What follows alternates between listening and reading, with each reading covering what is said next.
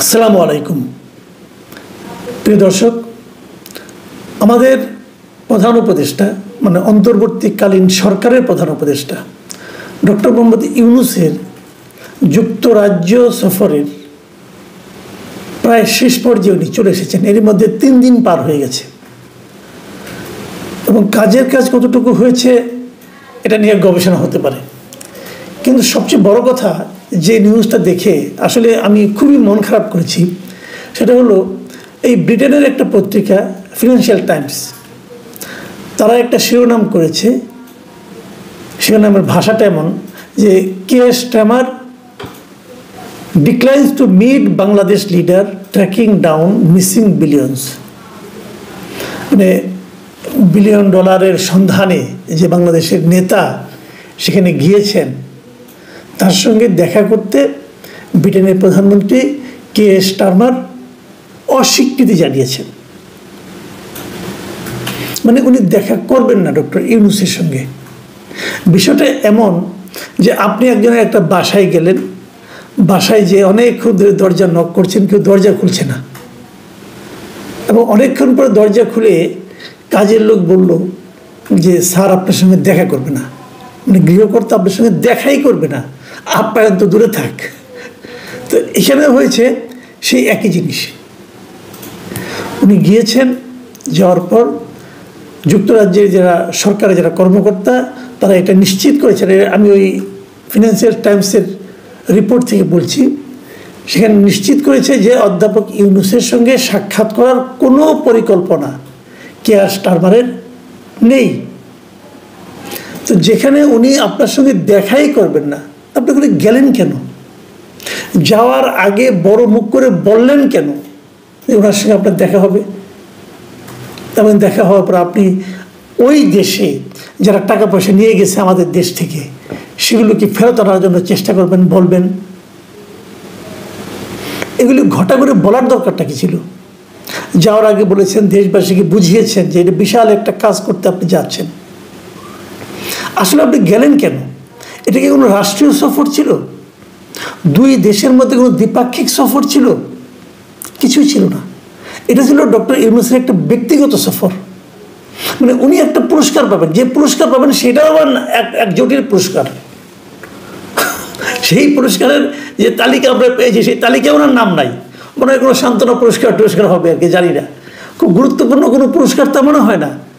যে লোক Nobel prize পেয়ে গেছে তাকে এই পুরস্কারের জন্য লালায়িত হতে হবে কেন?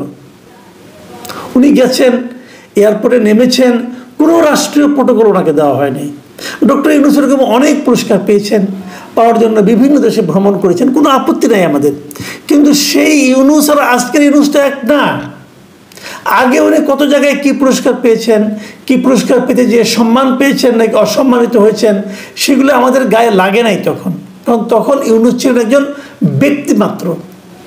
এখন কিন্তু ডক্টর ইউনূস একজন ব্যক্তিমাত্র নয়, উনি এখন এই দেশের প্রধান নির্বাহী, বাংলাদেশ সরকারের প্রধান ব্যক্তি। উনি যদি যে কোথাও অপমানিত হন, উনি যদি কোথাও যে অসম্মানিত হন, সেই অপমান কিন্তু কেবলমাত্র ডক্টর ইউনূসের গায়ে লাগে না, এই পুরো দেশের জাতির গায়ে লাগে। যে কারণে এরকম পদে যখন কেউ যায় তারা সবসময় খেয়াল রাখার চেষ্টা করেন যে আমার কোনো আচরণকে আমার দেশের সাধারণ নাগরিককে, আমার দেশের পাবলিককে, পিপলকে অসম্মানিত করে কিনা।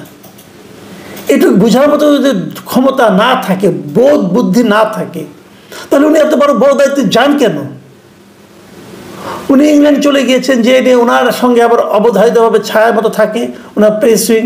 এখানে তো বহুত মাতবর আছে এবং বহুত মহাজ্ঞানী লোক আছে, তারা হুট করে বলে বসে তাকে নাকি কোনো এমপি বলেছেন যে কিয়ার স্টারমার এখন দেশেই নাই, কানাডায় আছেন। পরের দিন আমার বলতেছেন যে সম্ভবত নাকি বলেছি আমি, যে আমি কোনো ভুল বলি নাই, মিডিয়াগুলোই সেটাকে নাকি বিকৃত করেছে। আরে বাবা, তুমি সম্ভবত বলবা কেন? তুমি তো কোনো মানে সাধারণ মানুষ, তুমি সরকারের প্রধান উপদেষ্টার প্রেস সেক্রেটারি, তার সঙ্গে আবার সিনিয়র সচিব, তুমি সম্ভবত বলো কেন? তোমাকে সম্ভবত বলার তো নেই। তুমি যেটা বলবা সেটা অফিসিয়াল ইনফরমেশন, সেটাই হলো অফিসিয়াল ভাষ্য হবে। যিনি অফিসিয়াল ভাষ্য দিতে জানেন না তাকে দিতে বলা হয় কেন? তারা ওখানে যেতে হবে কেন? আমি ভাই বাংলাদেশে আছি অনেক বছর, কোনো প্রেস সেক্রেটারি এত মানে পলিটিক্যাল বক্তব্য দিতে এর আগে আমি আর দেখিনি। মনে হয় যেন উনি একটা রাজনৈতিক পদে আছেন। উনি গিয়ে ডক্টর ইউনূসের রাজনৈতিক উপদেষ্টা, ওই পদে বসাই দিলেই তো হয়, সমস্যাটা কি? একটা এলোমেলো অবস্থা, লেজে গোবরের অবস্থা, পুরো দেশের মানুষের কাছে বেইজ্জতি, বিদেশের কূটনীতি বিদেশের কাছে বেইজ্জতি। ব্রিটেন তো আপনাকে বেইজ্জতি করেই ছাড়লো, কেন? আপনি যদি ভাবেন যে কেন একটা প্রধান নির্বাহীকে, রাষ্ট্রের প্রধান নির্বাহীকে ব্রিটেনের প্রধানমন্ত্রী বা দেখা দিলেন না কেন? একবার চিন্তা করে দেখেছেন কেন দিলেন না? এই চিন্তা করার ক্ষমতাটা কি এই সমস্ত লোকগুলো আছে? খুবই আমি বিস্মিত হয়েছি, এত বড় একটা দেশে যাচ্ছে, সেখানে আমাদের পররাষ্ট্র মন্ত্রণালয়ের কেউ নাই সঙ্গে, পররাষ্ট্র উপদেষ্টা নাই, পররাষ্ট্র সচিব নাই। তাহলে কেন এই ধরনের দ্বিপাক্ষিক বৈঠকগুলোতে এরা যায়? কেউ যায়নি। কিন্তু গভর্নর, বাংলাদেশ ব্যাংকের গভর্নরকে নিয়ে গেছে না দুদকের। দুদক কোনো বিশ্বাসযোগ্য প্রতিষ্ঠান বর্তমানে? বাংলাদেশে দুদক তৈরি হওয়ার পর কখনো এটা কোনো লেভেলে বিশ্বাসযোগ্য প্রতিষ্ঠান ছিল? টিউলিপ সিদ্দিক ব্রিটেনের এমপি, মন্ত্রীও ছিলেন, এই স্টারবারের সঙ্গে উনি মন্ত্রী ছিলেন। টিউলিপ সিদ্দিকের বিরুদ্ধে আপনি বিশাল এক অভিযোগ দিয়ে দিয়েছেন। কে দিয়েছে? দুদক দিয়েছে। দিয়ে এর কাছে চিঠি পাঠায়, তার কাছে চিঠি পাঠায়, সমন পাঠায়, গ্রেপ্তারি পরোয়ানা পাঠায়।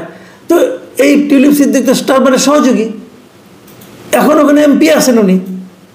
এবং ওনার ব্যাপারে, ওনার বিরুদ্ধে যে সমস্ত দুর্নীতির অভিযোগ আমাদের দুদক তুলেছে, সেটাকে তদন্ত করার জন্য স্টারমার আবার ওখানকার যে সংশ্লিষ্ট ব্যক্তি যিনি আছেন, সবচেয়ে পাওয়ারফুল লোকটা, তাকে নিয়োগ করেছেন এবং উনি সেই তদন্ত করে ওনাকে ক্লিন চিট দিয়েছেন। বলছেন না, টিউলিপ সিদ্দিকের যে সমস্ত অভিযোগ তোলা হয়েছে সেগুলো ঠিক না। তো স্টারমার কি বিশ্বাস করে? উনি বিশ্বাস করেন তার সহকর্মী টিউলিপ সিদ্দিক নির্দোষ। আর আপনি যাচ্ছেন বলার জন্য যে টিউলিপ সিদ্দিকি চোর, তার বিরুদ্ধে গ্রেপ্তারি পরোয়ানা আছে। মানে যদি টিউলিপ সিদ্দিক এসে আসে, তাকে গ্রেপ্তার করা হবে। তো উনি কি আপনাকে পছন্দ করবে? আপনার জন্য লাল গালিচা বিছায় রাখবে যে আপনি আসেন, আপনার সঙ্গে আলাপ করি, আপনার সঙ্গে টিউলিপ সিদ্দিকে ধরাই দেয়? কারণ উনি তো বলছেন যে আমরা তদন্ত করে পেয়েছি সে নির্দোষ। টিউলিপ সিদ্দিক নিজেও একটা চিঠি আপনার কাছে লিখেছেন ডক্টর ইউনূসের কাছে, যে উনি বলতে চেয়েছেন যে আপনারা যেগুলি করছেন সেগুলি এক পেশে। আমার উকিলের সঙ্গে দুদকের উকিলরা আলাপ করে না কেন? আমার উকিল তদন্তে নক করেছে, বলেছে, কোনো সাড়া নাই।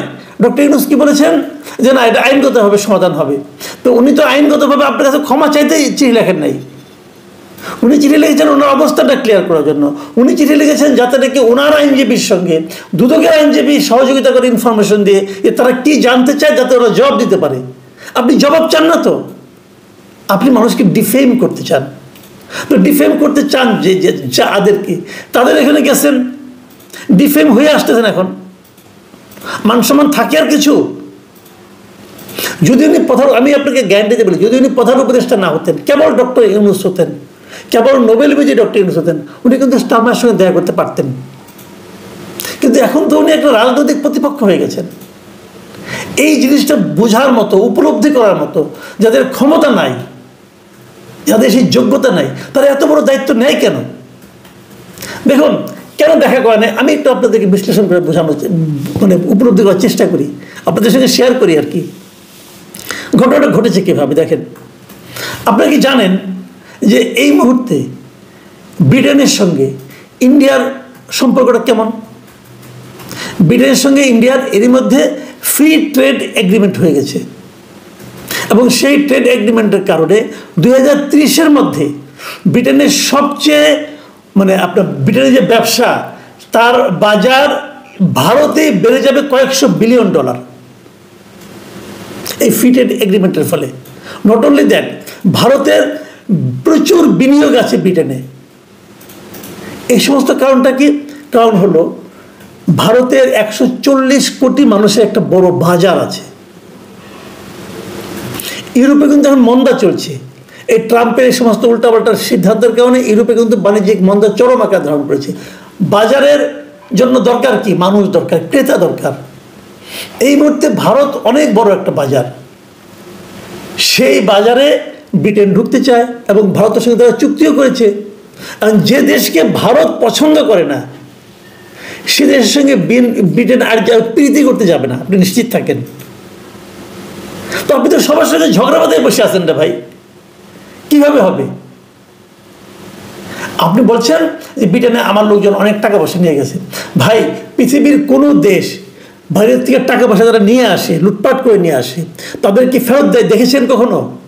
দেখেছেন? কেউ ফেরত দেয় না। আমেরিকায় কত হাজার বিলিয়ন ডলার বাইরে থেকে চলে গেছে বিভিন্ন জায়গার থেকে, তারা কি চাইলে ফেরত পাবে? পাবে না তো। এই যে বিন লাদেন, এদেরই মানে কত বিলিয়ন ডলার আমেরিকায় আছে, ফেরত পেয়েছে তারা? এগুলি কেউ দেয় না ফেরত। নিয়ে যাওয়া সহজ, ফেরত আনা কঠিন। কানাডায় এত ভালো সম্পর্ক, কানাডা বেগম পাড়ায় কেউ টাকা ফেরত দিয়েছে? এই পর্যন্ত ডক্টর ইউনূস আসার পর পৃথিবীর কোনো দেশ থেকে একটা টাকা ফেরত আনতে পেরেছে?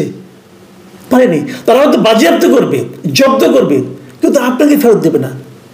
আর ব্রিটেন ওরা তো দেবেই না, বেসিক্যালি তো চোরের জাত। আপনি ভাবেন এই আমাদের পাক ভারত উপমহাদেশের সবচেয়ে পৃথিবীর গর্বের বস্তু বলা হয় না একটা, যে ওই ময়ূর সিংহাসনের মধ্যে যেটা ছিল কোহিনূর, পৃথিবীর সবচেয়ে দামি হীরা যেটাকে বলা হয়, সেই কোহিনূর কোথায় এখন? সেই কোহিনূর এখন ব্রিটেনে, ব্রিটেনের রানীর মুকুটের মধ্যে ছিল। ওটা তো আমাদের প্রপার্টি, ওরা তো নিয়ে গেছে চুরি করে, তাই না? ফেরত দিছে।